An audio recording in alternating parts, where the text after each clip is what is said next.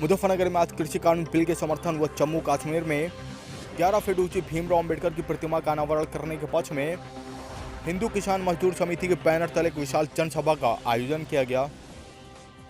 इस विशाल किसान मजदूर जनसभा में केंद्रीय मंत्री डॉक्टर संजीव बलियान और योग गुरु आचार्य चंद्रमोहन महाराज मुख्य अतिथि रहे, जहां उन्होंने मंच से बोलते हुए कृषि कानून का समर्थन करने के साथ साथ कृषि कानून के बारे में एक भी बुराई बताने की विपक्ष से मांग की। तो वहीं केंद्रीय मंत्री डॉक्टर संजीव बलियान ने मंच से बयान देते हुए कहा, अगर कृषि कानून बिल में अगर कोई भी उद्योगपति किसानों की जमीन को देश में कब जाएगा तो मैं सबसे पहले पार्टी से अपना इस्तीफा देकर गांव वापस लौट जाऊंगा। बाबा साहब के बारे में बहुत सी बातें आनंद गुरु जी ने बताई। अब चूंकि कार्यक्रम हिंद किसान मजदूर समिति के बैनर पे है, मैं बधाई दूंगा एक ऐसा संगठन मैदान में आया है जो किसान और मजदूर दोनों की बात करता है। मैं खोड़ी पर देखा हूं, लिखा हुआ है, अगर किसान देश की रीढ़ है तो मजदूर देश के हाथ और पैर है। दोनों को अलग नहीं किया जा सकता। अगर किसान खुशहाल होगा तो मजदूर भी खुशहाल होगा, अगर किसान परेशान होगा तो मजदूर भी परेशान होगा। ये संगठन किसान और मजदूर दोनों के हक की लड़ाई लड़ेगा, मुझे ऐसे उम्मीद है भैया। आइडिया अब दो बातें निश्चित रूप से उसके बारे में भी कहूंगा। जो आज के समय में देश में कृषि कानून के बारे में एक आंदोलन चल रहा है। पहले भी हिंद किसान मजदूर समिति अपनी मांगों को लेकर दिल्ली तक जा चुकी है और कुछ सुझाव उन्होंने दिए भी थे। उन सुझाव में सरकार में विचार भी निश्चित रूप से चल रहा है। आंदोलन की समाप्ति के साथ साथ जरूर उन सुझावों में कुछ न कुछ पे इम्प्लीमेंटेशन जरूर होगा। लेकिन आज भी देश की जनता को, शायद बहुत लोगों को ये नहीं पता कि कानून है क्या। आजादी के 73 साल बाद भी आज भी देश में किसान और मजदूर खुशहाल नहीं है, ये सच्चाई है।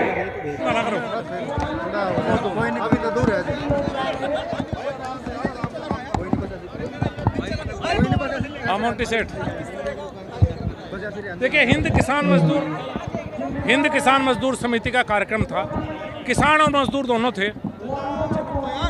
किसान और मजदूर मुजफ्फरनगर आसपास के जनपदों के थे। एक पहले से पिछले वर्ष यहीं पे सीए की एक मीटिंग हुई थी, उसमें क्रांति गुरु चंद्रमोहन जी ने कहा था कि एक प्रतिमा का स्थापना जम्मू कश्मीर में भी बाबा साहब की होनी चाहिए। वो भी कार्यक्रम था। किसान मजदूर थे तो किसानों मजदूरों की बात भी थी। देखिए, सौभाग्य की बात है कि 370 हटने के बाद जो उनका सपना था मोदी जी ने पूरा किया, और उसके बाद यहाँ से हम जो अंबेडकर को मानने वाले लोग हैं उनके साथ कश्मीर तक जाएंगे और मूर्ति की स्थापना की जाएगी। बताओ भाई, कुछ और किसी का हो? बाबा साहब की प्रतिमा कश्मीर में स्थापित करेंगे, क्योंकि 370 धारा हटने के बाद संविधान पूरे देश में लागू हुआ। तो संविधान के जो निर्माता बाबा साहब, उनकी प्रतिमा की स्थापना की ये घोषणा की गई थी पिछले साल, लेकिन कोरोना के कारण थोड़ा इसमें विलम्ब हुआ। अब आज हमने बाबा साहब की प्रतिमा का अभिषेक किया है। कोने जो देश के चारों कोने हैं, तमिलनाडु के जल से, मणिपुर के जल से, गुजरात के जल से, कश्मीर के जल से और मुजफ्फरनगर के जल से बाबा साहब की प्रतिमा का अभिषेक किया। अब हम इस प्रतिमा को कश्मीर में स्थापित करेंगे, क्योंकि हम ये हिंदुस्तानियों का दुर्भाग्य है, कश्मीर में बाबा साहब की कोई प्रतिमा नहीं है। इसलिए आज का कार्यक्रम बाबा साहब की प्रतिमा जो कश्मीर में स्थापित होगी, प्रतिमा का अभिषेक किया गया। 1 लाख लोग जाएंगे, दिल्ली जाएंगे, 1 लाख लोग। हाँ, प्रतिमा के बाद हम ये चाहते हैं कि मजदूर और किसान तभी सुखी होगा, खुशहाल होगा, जब ये दो विषयों पर विशेष तौर पर गहराई से चिंतन करे सरकार। एक तो पढ़ाई पूरे देश में एक समान और फ्री होनी चाहिए, ऐसा नहीं कि अमीर की पढ़ाई अलग और गरीब के बच्चे की पढ़ाई अलग। दूसरा, जनसंख्या नियंत्रण कानून कठोर कानून बनना चाहिए, क्योंकि बेरोजगारी, महंगाई, गरीबी का एक मुख्य कारण जनसंख्या विस्फोट है। क्या जवाब देंगे जिस तरीके से 370 का विरोध हुआ और अब जिस तरीके से डॉक्टर भीमराव अंबेडकर की स्थापना, मूर्ति की स्थापना कश्मीर में करने जा रहे हैं, पड़ोसी मुल्क पाकिस्तान को बहुत तकलीफ होगी, उनको क्या जवाब है? यही तकलीफ हम देना चाहते हैं। बाबा साहब की प्रतिमा की स्थापना देकर पाकिस्तान को हम तकलीफ ही देना चाहते हैं कि वे समझें हिंदुस्तान एक है, बाबा साहब का संविधान पूरे देश में है और एक संविधान पूरे देश में स्थापित हो। कृषि बिल पर बताएं, कृषि बिल क्या कहना चाहते कृषि बिल पर हम ये कहते हैं कि अभी हम कुछ दिन पहले लगभग 2000 ट्रैक्टरों के साथ कृषि बिल का समर्थन करने गए थे। हमें ये आश्चर्य है, जो कानून अभी लागू ही नहीं हुआ, जिसको हमने आजमाया ही नहीं, उसका विरोध क्यों? माना कोई डॉक्टर है, जब तक हम उसकी दवाई आजमाएंगे नहीं तो क्या हम उस दवाई का विरोध करेंगे? ये दवाई का विरोध तब करेंगे हम जब उसको आजमा लेंगे। हम ये देखते हैं कि वे गुमराह हैं, गुमराह हो रहे हैं, इसलिए ये आंदोलन हो रहा है। हमने तो कहा अगर जो एक अफवाह फैलाई जा रही है किसान की ज़मीन छीन ली जाएगी, हमने स्पष्ट कहा एक भी किसान की ज़मीन अगर छीनी गई तो हम लाखों की संख्या पर तुम्हारा समर्थन करेंगे जो धरने वहाँ बैठे हैं। गुमराह कौन कर रहे हैं? ये गुमराह जो कुछ ये राजनीतिक दल हैं, जो कुछ राजनीतिक दल हैं वो उन्हें गुमराह कर रहे हैं। क्या सरकार को समझे और समर्थन दिया गया आज रैली करके? सरकार का इसमें कोई लेना देना नहीं है। वो तो हमारी घोषणा थी, 1 साल पहले हमारी घोषणा थी कि बाबा साहब की प्रतिमा की स्थापना हम कश्मीर में करेंगे। अगर यही कानून चलते रहते, अगर पुरानी स्थिति बहाल रखनी है तो या तो ये कहो कि किसान देश में खुशहाल है, अगर ये कहते हो कि किसान देश में खुशहाल नहीं है तो कहीं ना कहीं कानून में, व्यवस्था में परिवर्तन करना आपकी आवश्यकता है। 3 कानून बने, बिल्कुल देसी भाषा में 2 बात कहना चाहूंगा, ज्यादा लंबी बात नहीं कहना चाहूंगा। पहला कानून कहता है, और ये कानून की शुरुआत आज नहीं हुई, मैं अपने मीडिया के भाइयों को भी बताना चाहता हूं, नहीं पता, आदरणीय गुरुजी 1968 में जब चौधरी चरण सिंह इस उत्तर प्रदेश के मुख्यमंत्री बने, उस समय मात्र 80-20% गन्ना शुगर मिल को जाता था, 80% गन्ना कोल्हू में जाता था। कोल्हू कौन चलाते थे? किसान और मजदूर मिलकर चलाते थे। उस समय कानून था कि अगर आपको गुड़ बाहर भेजना है प्रदेश से तो परमिट लेना पड़ेगा। उस जमाने में जो गुड़ था, गुड़ को बाहर भेजने के लिए, परमिट लेने के लिए लोग रिश्वत देते थे। 1968 में जब मुख्यमंत्री बने चौधरी सिंह, तो उन्होंने कहा कि ये किसान का, मजदूर का अधिकार है कि देश में अपना गुड़ कहीं भी ले जा सकता है। उस समय 1968 में कानून का परिवर्तन हुआ, इसकी शुरुआत हुई और दुर्भाग्य से उस समय इसका विरोध हुआ और चौधरी चरण सिंह की सरकार गिरा दी गई। और आज जो चौधरी सिंह के नाम पर राजनीति करना चाहते हैं, जो उनके नाम पर राजनीति करते हैं, वो उस समय इस देश में नहीं रहते थे, उस समय वो विदेश में, अमेरिका, इंग्लैंड में रहते थे, वहीं नौकरी की, वहीं बड़े कभी किसान के घर नहीं गए। शायद अगर 1968 का इतिहास उठा के लोग देख लें, जो चौधरी सिंह के नाम पर राजनीति करते हैं, तो इस कानून के विरोध में एक शब्द भी नहीं बोल सकते। उसकी अगली कड़ी थी चौधरी महेंद्र सिंह की कैफ, मेरे पास मेमोरेंडम है, चाहे तो कोई भी देख सकता है, जो हर आंदोलन था चौधरी महेंद्र सिंह की कैफ का, गुरुजी हर आंदोलन में लिखा हुआ था कि जिस तरह व्यापारी को अपना उत्पाद बेचने का अधिकार है, उसी तरह से किसान को भी अधिकार होना चाहिए कि कृषि उत्पाद देश के किसी भी कोने में बेच सके। ये चौधरी महेंद्र सिंह की कैफ की मांग थी, जिस मांग को पूरा करने का काम आज नरेंद्र मोदी ने किया। क्या है कानून पश्चिम उत्तर प्रदेश के लिए? हमारे पास मंडी के नाम पर मंडी है, सारा दे दिया थोड़ा सा। 4000 कोल्हू है इस मुजफ्फरनगर जनपद में, और यहाँ बैठे हुए सभी भाई जानते हैं कि कोल्हू कौन चलाता है। कोल्हू गरीब आदमी चलाता है, 5 या 6 लोग इकट्ठा हुए, पैसे इकट्ठे करे, कोल्हू चला। पहले कानून क्या था कि गांव में से आप चलो कोल्हू ट्रैक्टर ट्रॉली लेना, गुड़ भर के ट्रक में मुजफ्फर की मंडी में लाओ, 2.5% टैक्स दो, 2.5% टैक्स, अगर 1 लाख का गुड़ है तो 2,500 रुपए सरकार की ड्यूटी दो।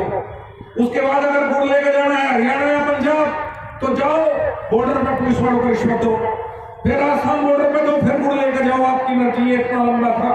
और इस कानून में बदलाव के बाद क्या है कि गांव से टैक्स ट्रॉली में गुड़ भरो, ना 2.5% टैक्स देना, ना बॉर्डर पर रिश्वत देनी, मेरी मर्जी, चाहे मैं बम्बई में गुड़ बेचता हूँ, जहां मेरा जी करेगा पूरे देश में वहां बेचूंगा, एक देश को आदेश देश कर दिया। अगर इस कानून में कहीं कमी है तो मुझे बताओ, एक बात तो बताओ, काला कानून पहले से पहले कमी तो बताओ। दूसरा है कॉन्ट्रैक्ट फार्मिंग, पहले से करते आए हम, तो यहाँ सब किसान मजदूर बैठे हैं, शुगर मिल से कॉन्ट्रैक्ट होता है, 325 रुपए क्विंटल गन्ने का रेट तय है। हम पहले लिख के दे दें भाई हमें 1000 क्विंटल गन्ना देना, बॉन्ड भरे जाए दोनों के सिग्नेचर वापस में बॉन्ड। आज तक किसी शुगर मिल में किसान की जमीन कब्जा ही है क्या? और ये पहला कानून है देश का जो किसी पर लागू नहीं होता। मेरी इच्छा है मैं कॉन्ट्रैक्ट फार्मिंग करूं, मुझे ज्यादा पैसे मिलेंगे भाई करूंगा, मुझे ज्यादा पैसे लेने बिल्कुल नहीं करूंगा। मेरी इच्छा होगी सरकारी मंडी में बेचूंगा, मेरी इच्छा होगी प्राइवेट मंडी में बेचूंगा। ये कानून सब पे लागू होता है और किसी पर लागू नहीं होता। ऐसा इस देश में कोई कानून नहीं बना जो व्यक्ति की इच्छा के ऊपर है कि मुझे अपने ऊपर लागू करवाना है या नहीं करवाना। ये पहला कानून है। देश में समस्याएं हैं, उन समस्याओं पर बात होनी चाहिए, किसान नेताओं को आना चाहिए, जो वास्तविक समस्या उन पर बात करें, जो किसान के इश्यूज है उन पर बात करें। 10 संशोधन सुझाए गए, सारे सरकार मानने के लिए तैयार। सरकार ने कहा चलो 1.5 साल के लिए पीछे हटा दो, अच्छा लगेगा फिर लगा लियो, ना लगे तो फिर ना लगो। जो असली किसान की समस्या है, जो किसान मजदूर समिति ने दिल्ली जाकर उठाई थी, चाहे वो गन्ने की समस्या हो, चाहे बिजली की समस्या हो, जिस जनप्रतिनिधि होने के नाते, इस क्षेत्र का सांसद होने के नाते मैं हमेशा कहता हूं कि आपकी बात अगर गन्ने का रेट बढ़ने की बात है, हाँ मैंने ऊपर कई बात भी कहूंगा गन्ने का रेट बढ़ना चाहिए। मैंने पहले भी कहा, मैं आज भी कहता हूं कि बिजली का रेट कम होना चाहिए, ट्यूबवेल का रेट कम होना चाहिए। किसानों को समस्या है, इन मुद्दों पर आओ, सरकार से बात करो, किसानों के लिए कुछ बेहतर करो। जो गुरु जी ने कहा, गुरु जी 2012 से पहले, 13 से पहले यही वो जनपद है कि जब हम जातियों में बैठे थे और इस उंगली की तरह अलग अलग थे और हमारी उंगली तोड़ दी गई 2013 में इसी जनपद में।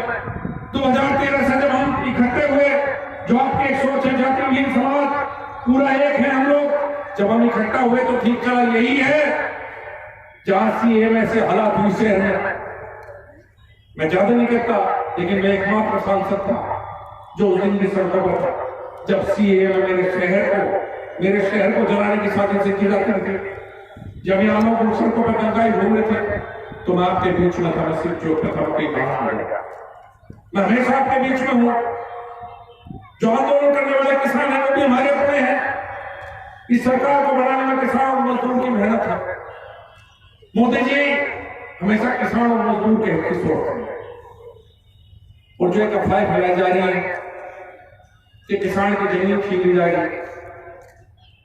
जिस दिन इस देश में एक किसान की जमीन भी उद्योगपति को छीन लेगा, संजीव बालियान पहला व्यक्ति होगा जो अपने पद से इस्तीफा देकर अपने गांव में किसी की हिम्मत नहीं है कि इस देश में किसान की जमीन को छीन सके। ये भारत में फैलाइए, बिल्कुल भी किसान के मुद्दों पर बात कीजिए, अपनी बात रखिए। ये सरकार चाहती है किसान के लिए कुछ बेहतर हो, कानून व्यवस्था में बेहतर हो।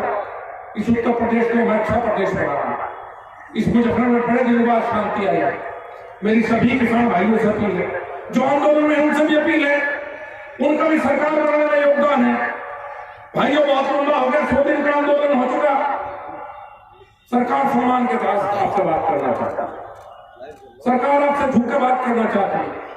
आपकी बड़ी सरकार है, आइए मुद्दों पर बात कीजिए। अगर कहीं काला कोई कानून में काला कोई शब्द है तो हमें दिखाइए, उस काले शब्द को पाड़ कर फेंक देंगे। जो एक किसान की इच्छा हो सर पर हम पूरी करेंगे। गुरु जी आज इस मंच के माध्यम से सबसे निवेदन करता हूं और आपको बहुत बहुत धन्यवाद करता हूं। आपने भी मेरी सोच बदली है। एक जातिहीन समाज की जो सोच आपने दी है, उस सोच को मैं मानने लगा। और जब भी मजबूत होंगे, जब जाति सब घटेगा, इसका इस्तेमाल सब लोग अपने अपने फायदे के लिए करते हैं। जातिहीन समाज में जो आपकी कल्पना है, उसमें भी एक कार्यकर्ता के रूप में काम करेगा। हम सब कश्मीर चलेंगे, बाबा साहब की प्रतिमा का वहां पे पहली प्रतिमा का वो होगा और ये इतिहास के अक्षरों में लिखा जाएगा गुरु जी की आपकी सोच थी, किसी और ने नहीं सोचा। बहुत बहुत धन्यवाद, बहुत बहुत धन्यवाद।